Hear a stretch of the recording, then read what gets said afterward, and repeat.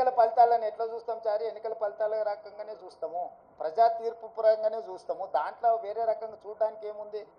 ప్రజలు తీర్పు ఇచ్చిండ్రు, ఆ తీర్పును జగన్మోహన్ రెడ్డి గారు నేను స్వాగతిస్తున్నా అన్నాడు, చంద్రబాబు నాయుడు గారు నేను స్వాగతిస్తున్నా అన్నాడు. ఇక వాళ్ళిద్దరు స్వాగతించిన తర్వాత మియా బీవీకి రాజీ హోయేతో కాశీ కా క్యా ఇస్మే?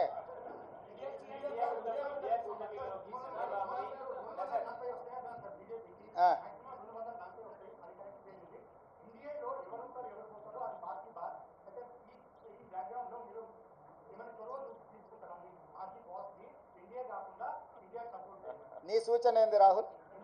ఏం చేస్తే బాగుంటుంది? నీ సూచన ఏందంటూ? అదే ఒకవేళ నీ సూచన మా అందరి నాయకుల ముందు పెడతా, వాళ్ళందరూ కూడా రాహుల్ సూచన బాగుందంటే ఆ విధంగానే ముందుకు పోయి ఆ రాహుల్తో మాట్లాడదాం. ఏ ప్రభుత్వమైనా ఏర్పడినప్పుడు, ఆహ్వానించినప్పుడు పార్టీలో చర్చించి నిర్ణయం తీసుకుంటాం. వ్యక్తిగా నేను నిర్ణయాలు తీసుకోవడానికి ఉండదు. పార్టీ సూచనల మేరకే నేను వ్యవహరించాల్సి ఉంటుంది.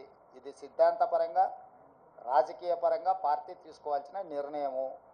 ఏ ప్రభుత్వం ఏర్పడ్డా స్నేహపూర్వకమైన వాతావరణంలో సమస్యలు పరిష్కరించుకుంటామని నేను ముందే చెప్పిన.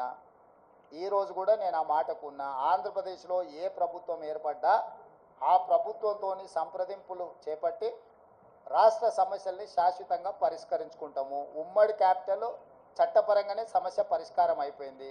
హైదరాబాద్ నగరం ఇప్పుడు తెలంగాణకు రాజధాని అంటే ఒక కీలకమైన సమస్య ఆల్రెడీ చట్టపరంగా పరిష్కారం అయింది. మిగతా ఆస్తుల పంపకాలకు సంబంధించి, నీటి పంపకాలకు సంబంధించి ఉన్న సమస్యల్ని తప్పకుండా కూర్చుంటాం, చర్చించుకుంటాం, పరిష్కరించుకుంటాం. మాకేం బేసిజాలు లేవు. రాష్ట్రం యొక్క అభివృద్ధి, రాష్ట్రం యొక్క అభ్యున్నతి కోసము ఎవరితోనైనా చర్చించడానికి మేము సిద్ధంగా ఉన్నాం, పరిష్కరించుకుంటాం. ఏం ప్రభాకర్?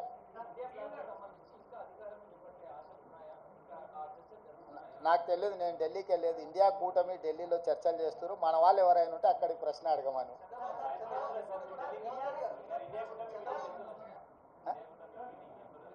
ఇండియా కూటమిలో జాతీయ నాయకులు, ఆ కూటమిలో ఉన్న వివిధ భాగస్వాములనే ఇప్పటికి పిలిచిండ్రు. ఇంతవరకు అయితే ఆహ్వానం రాలేదు. ఏదైనా ఢిల్లీకి సూచన చేస్తే మీరు తప్పకుండా వెళ్తారు. క్యాబేసి